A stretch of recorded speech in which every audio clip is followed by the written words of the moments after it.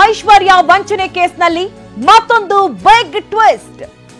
ನನಗೂ ವಂಚನೆ ಮಾಡಿದ್ದಾಳೆ ಅಂತ ಮತ್ತೊಬ್ಬ ಚಿನ್ನದ ವ್ಯಾಪಾರಿ ಆರೋಪಿಸಿದ್ದಾರೆ. ಬೆಂಗಳೂರಿನ ಜೆಪಿ ನಗರದ ಸೋನು ಲಮಾಣಿ ಆರೋಪ ಮಾಡಿದ್ದಾರೆ. ಸೋನುಗೆ 5.5 ಕೋಟಿ ವಂಚನೆ ಮಾಡಿರುವಂತಹ ಆರೋಪ ಕೇಳಿಬಂದಿದೆ. ನನಗೂ ಐಶ್ವರ್ಯ ಆಕೆಯ ಪತಿ ವಂಚನೆ ಮಾಡಿದ್ದಾರೆ ಅಂತ ಸೋನು ಲಮಾಣಿ ಆರೋಪವನ್ನ ಮಾಡಿದ್ದಾರೆ. ಈ ಬಗ್ಗೆ ಜೆಪಿ ನಗರ ಠಾಣೆಗೆ ಇವತ್ತು ದೂರು ನೀಡ್ತೇನೆ. 5ರಿಂದ 5.5 ಕೋಟಿ ವಂಚನೆ ಆಗಿದೆ, ದಾಖಲಾತಿ ಎಲ್ಲ ಇದೆ, ಅದರ ಸಮೇತವಾಗಿ ದೂರು ಕೊಡ್ತೀನಿ. ಚಿನ್ನದ ವ್ಯಾಪಾರಿ ಸೋನು ಲಮಾಣಿ ಮಾಡಿರುವಂತಹ ವಿಡಿಯೋ ಈಗ ಲಭ್ಯವಾಗಿರುವಂತದ್ದು. ಈಗಾಗಲೇ ಐಶ್ವರ್ಯ ಕೋಟಿಯಷ್ಟು ವಂಚನೆ ಎಸಗಿದ್ದಾಳೆ ಅನ್ನುವಂತಹ ವಿಚಾರದಲ್ಲಿ ನ್ಯಾಯಾಂಗ ಬಂಧನಕ್ಕೆ ಒಳಗಾಗಿದ್ದಾಳೆ. ಈಗ ಆಕೆಯ ಮೇಲೆ ಮತ್ತೊಂದು ಆರೋಪ. ಐಶ್ವರ್ಯ ಹಾಗೆ ಆಕೆಯ ಪತಿ ಸೇರಿ ಚಿನ್ನದ ವ್ಯಾಪಾರಿ ಸೋನು ಲಮಾಣಿಗೆ ಮೋಸ ಮಾಡಿದ್ದಾರೆ, ವಂಚನೆ ಎಸಗಿದ್ದಾರೆ ಎನ್ನುವಂತಹ ಆರೋಪ.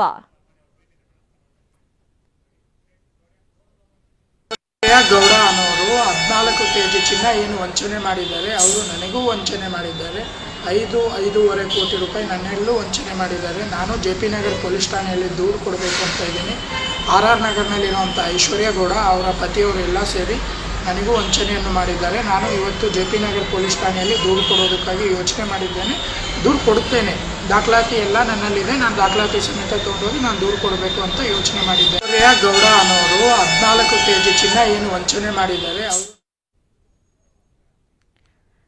ಐಶ್ವರ್ಯ ವಂಚನೆ ಕೇಸ್ನಲ್ಲಿ ಈಗಾಗಲೇ ಆಕೆ ನ್ಯಾಯಾಂಗ ಬಂಧನಕ್ಕೆ ಒಳಗಾಗಿದ್ದಾಳೆ. ಪರಪ್ಪನ ಅಗ್ರಹಾರವನ್ನು ಸೇರಿದ್ದಾಳೆ. ಈಗ ಆಕೆಯ ಮೇಲೆ ಮತ್ತೊಂದು ವಂಚನೆ ಕೇಸ್ ದಾಖಲಾಗುವಂತಹ ಎಲ್ಲಾ ಸಾಧ್ಯತೆಗಳು ಕಂಡು ಬರ್ತಾ ಇದೆ. ಯಾಕಂದ್ರೆ ಸೋನು ಲಮಾಣಿ ಅನ್ನುವಂತಹ ವ್ಯಕ್ತಿ ವಿಡಿಯೋವನ್ನ ಹರಿಬಿಟ್ಟಿದ್ದಾರೆ. ತನಗೂ ಕೂಡ ವಂಚನೆ ಆಗಿದೆ ಅನ್ನೋದನ್ನ ಹೇಳ್ತಾ ಇದ್ದಾರೆ. ಈ ಬಗ್ಗೆ ಹೆಚ್ಚಿನ ಡೀಟೇಲ್ಸ್ ಅನ್ನ ನೀಡ್ತಾರೆ ನಮ್ಮ ಪ್ರತಿನಿಧಿ ಶಿವಪ್ರಸಾದ್. ಗಮನಿಸ್ತಾ ಇದ್ದೀವಿ, ಈಗಾಗಲೇ ಐಶ್ವರ್ಯ ಕೋಟಿಯಷ್ಟು ವಂಚನೆ ಮಾಡಿ ಜೈಲು ಸೇರಿದ್ದಾಳೆ. ಇದರ ಮಧ್ಯದಲ್ಲಿ ಮತ್ತೊಂದು ಗಂಭೀರ ಆರೋಪ, ಆಕೆ ತನಗೂ ಕೂಡ ಮೋಸ ಮಾಡಿದ್ದಾಳೆ ಅಂತ ಸೋನು ಲಮಾಣಿ ಅನ್ನುವಂತಹ ಚಿನ್ನದ ವ್ಯಾಪಾರಿ ಆಕೆಯ ಮೇಲೆ ಆರೋಪವನ್ನ ಮಾಡ್ತಾ ಇದ್ದಾರೆ.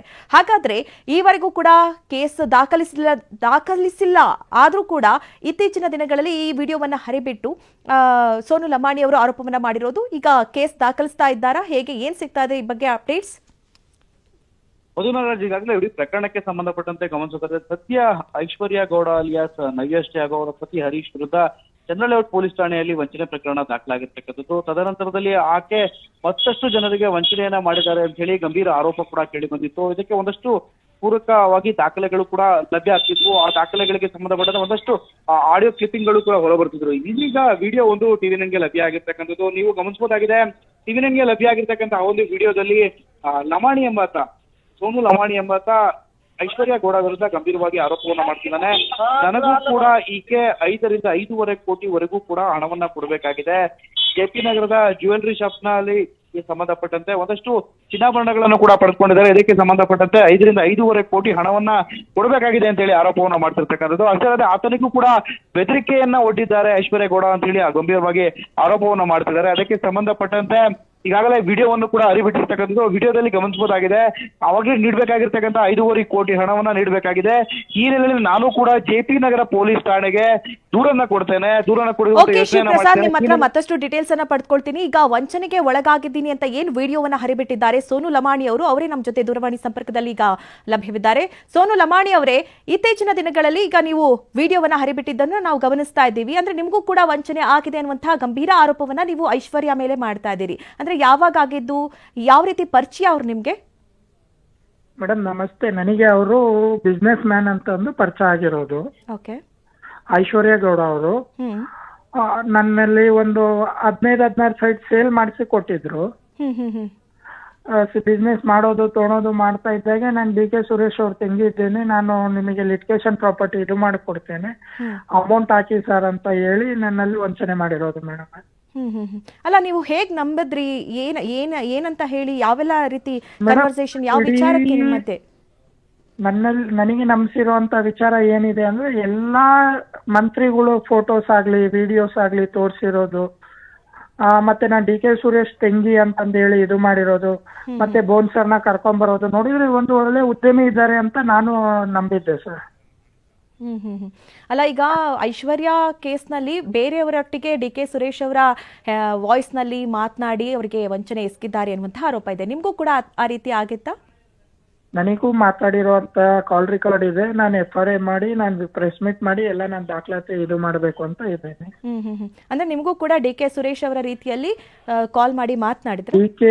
ಡಿ.ಕೆ. ಸುರೇಶ್ ಅವರು ವಾಯ್ಸ್ ತರಾನೇ ಮಾತಾಡಿದಂತವ್ರು ಧರ್ಮೇಂದ್ರ ನಟ ಅವರು. ನನ್ನ ಹತ್ರ ಕಾಲ್ ರೆಕಾರ್ಡ್ ಇದೆ, ನನ್ನ ಹತ್ರ ಎಲ್ಲ ಇದೆ. ನಾನು ಕಂಪ್ಲೇಂಟ್ ಆಗಿದ ತಕ್ಷಣ ನಾನು ಪ್ರೆಸ್ ಮೀಟ್ ಮಾಡಿ ನಾನೆಲ್ಲ ದಾಖಲಾತಿ ಇದು ಮಾಡ್ತೀನಿ. ಅಂದ್ರೆ ನೀವು ಮೋಸ ಹೋಗಿರೋದು ನಿಮ್ಗೆ ಯಾವಾಗ ಗಮನಕ್ಕೆ ಬಂತು? ನಾನು ಮೋಸ ಹೋಗಿರೋದು ನನಗೆ ಮೊನ್ನೆನೂ ಫೋನ್ ಮಾಡಿದ್ರು 20 ಡೇಸ್ ಕೆಳಗಡೆ. ಓಕೆ. ಫೋನ್ ಮಾಡಿ ನಾನು ಏನಿದೆ ನಿಮಗೆ ಅಮೌಂಟ್ ಇದು ಮಾಡ್ಕೊಡ್ತೀನಿ, ನೀವು ಮೀಡಿಯಾಕ್ಕೆ ಹೋಗ್ಬೇಡಿ, ಎಲ್ಲಿ ಹೋಗ್ಬೇಡಿ, ನನ್ನ ಮರ್ಯಾದೆ ಪ್ರಶ್ನೆ ಅಂತಂದು ಇದು ಮಾಡಿದ್ರು. ಅಂದ್ರೆ ಈ ಕೇಸ್ಗಳು ಹೊರ ಬಂದ ಮೇಲೆ ಅವ್ರು ನಿಮಗೆ ಕಾಲ್ ಮಾಡಿ ಮಾತನಾಡಿದ್ದ ಹೇಗೆ? ಈ ಕೇಸ್ಗಳೆಲ್ಲ ಹೊರಗಡೆ ಬಂದ್ಮೇಲೆ ನನ್ನ ಹತ್ರ ಕಾಲ್ ಮಾಡಿ ಮಾತಾಡಿದ್ರು. ಏನ್ ಹೇಳಿದ್ರು ಕಾಲ್ ಮಾಡಿದಂತ ಸಂದರ್ಭ?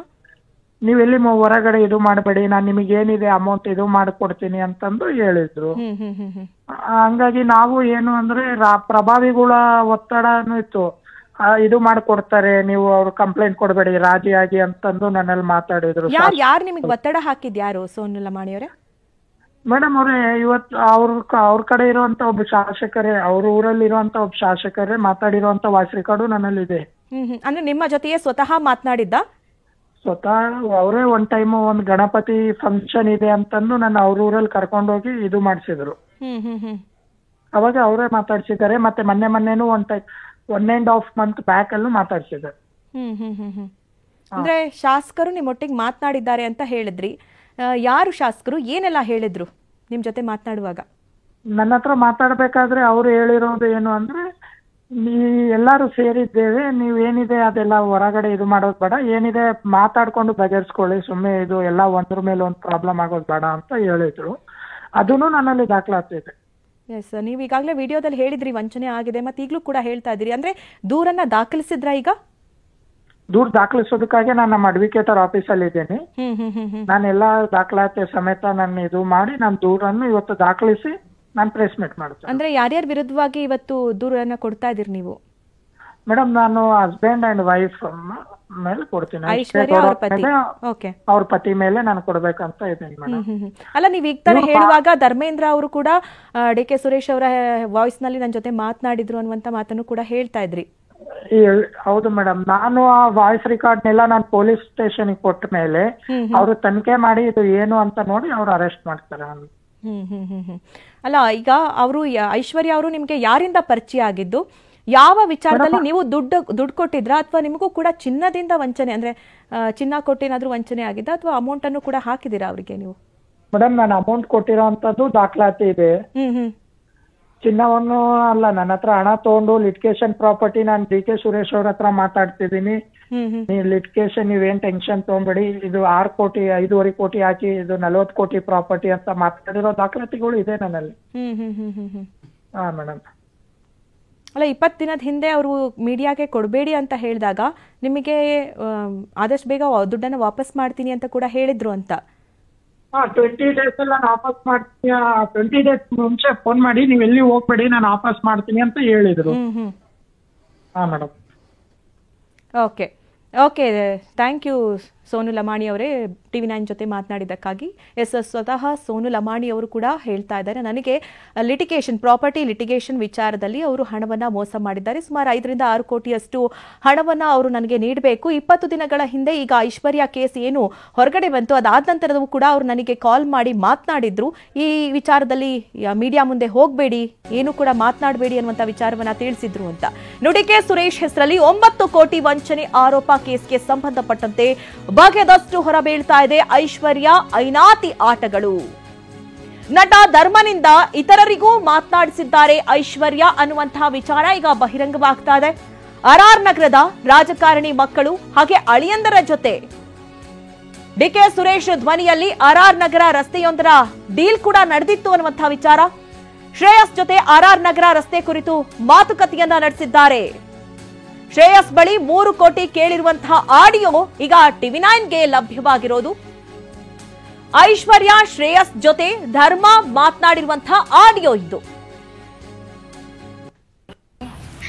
ಹಲೋ ಸರ್, ನಮಸ್ಕಾರ ಸರ್. ಶ್ರೇಯಸ್ ಅಂತ. Hello sir. ಏನಪ್ಪ ಶ್ರೇಯಸ್? ಸರ್ ನಮಸ್ಕಾರ ಸರ್.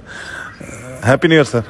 ಬರಲಿಲ್ಲ, ನೋಡ್ಲೇ ಸರ್ ಇಲ್ಲ ಸರ್, ಸತತವಾಗಿ 1.5 ತಿಂಗಳು 2 ತಿಂಗಳಿಂದ ನಿಮ್ಮನ್ನ ನೋಡೋದಕ್ಕೆ ಪ್ರಯತ್ನ ಪಡ್ತಾನೆ ಇದ್ದೀನಿ. ಇವ್ರಿಲ್ದೆ ಬರಲ್ಲ ಅಂತ ನಾವು ಫ್ರೀ ಇದ್ದಾನೆ ಇರಲ್ಲ, ಹಿಂಗೆ ಆಯ್ತಾಯ್ತಲ್ಲ. ಸರ್ ಮತ್ತೆ ಸರ್ ಅದೇ ಏನಿಲ್ಲ ಸರ್, RR ನಗರದ ರೋಡ್ ಬಗ್ಗೆ ಮಾತಾಡೋಣ ಅಂತ ಪ್ರಯತ್ನ ಪಡ್ತಿದ್ದೆ ಅಷ್ಟೇ ಸರ್. ಹಾಂ ಸರ್. ಅದು ಮಾತಾಡೋಣ, ಅದನ್ನೇ ಮಾಡ್ತೀನಿ ಅಂತ ಅದನ್ನೇ ತರ ಕೆಡ್ಸ್ಕೊಂಡ. ಹಾಂ ಸರ್. ಸರ್ ಜಸ್ಟ್ ಒಂದು ಸರ್ ಅದೇ ನಾನು ನಾಳೆ ದುಬೈಗೆ ಹೋಗ್ತಿದ್ದೆ, 9th ವಾಪಸ್ ಬರ್ತೀನಿ ಸರ್. 9th. ನಾಳೆ ಹೋಗ್ತಾ ಇದೆಯಾ? ಹಾಂ ನಾಳೆ ಹೋಗ್ತಾ ಇದ್ದೆ ಸರ್. ಬಾ ನೀನು. ಹಾಂ ಸರ್. ಹಾಂ 9th ಬರ್ತೀನಿ ಸರ್. 9th ಬರ್ತೀನಿ ಸರ್. ಮಾತಾಡ್ತೀನಿ, ಇನ್ನೋರೆಲ್ಲ ಇರುತ್ತವಲ್ಲ. ಹಾಂ ಸರ್. ಡೈರೆಕ್ಟ್ ಆಗಿ ಇರೋದು ಬೇಡ, ನಾನು ಮಾತಾಡ್ತೀನಿ ಅವ್ರಿಗೆ. ಹಾಂ ಸರ್.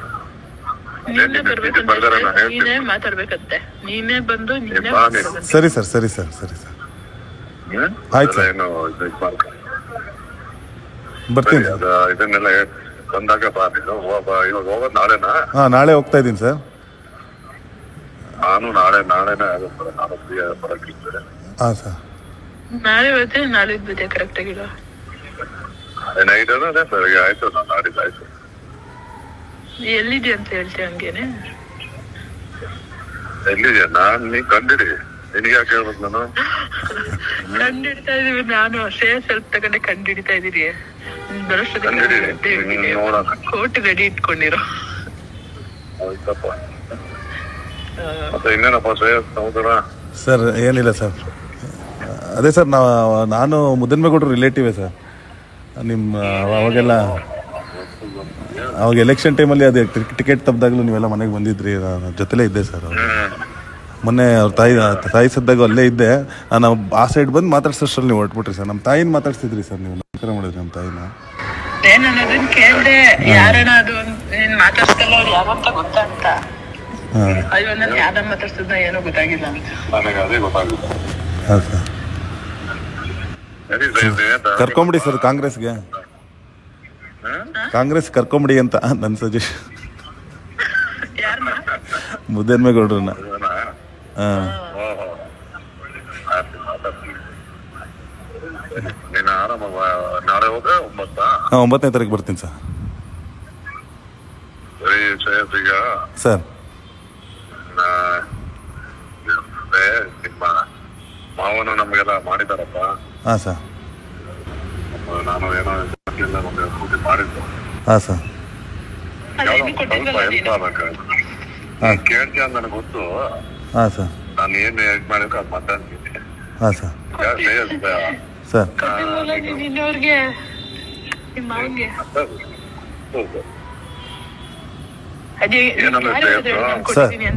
ಸರ್.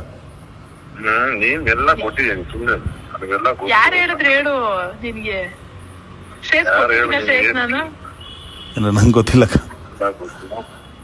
ನೋಡಿ, ಮಾವ ಆಡಿದವಲ್ಲ ನಿಮ್ಗೆ ಯಾಕದು ಕೇಳೋದು ಅವೆಲ್ಲ. ನಾವು ಅವರು ಯಾವುದು ಫೈನಾನ್ಸ್ ಮಾತಾಡಲ್ಲ. ನನಗೆ ಸರ್ ಇವತ್ತು ಒಂದು ಯಾವ್ದೋ ಒಂದು ಇದಕ್ಕೆ 15 ಅರೇಂಜ್ ಮಾಡ್ಬೇಕಾಯ್ತು. ಹಾಂ ಸರ್. ಎಲ್ಲ ಒಂದು 12 ಅರೇಂಜ್ ಆಗಿದ್ದಾಗ. ಹಾಂ ಸರ್. 3 ಅರೇಂಜ್ ಆಗ್ಬೇಕಲ್ಲ ಅಷ್ಟೇ. ನೀವು ಗೊತ್ತಿದ್ದಂಗೆ 15 ಆಗೋದು 11 ಹ್ಞೂ ಏನಾದ್ರು ಆಗತ್ತಾ? ಸರಿ ಶ್ರೇಯಸ್, ಈಗ ಸರ್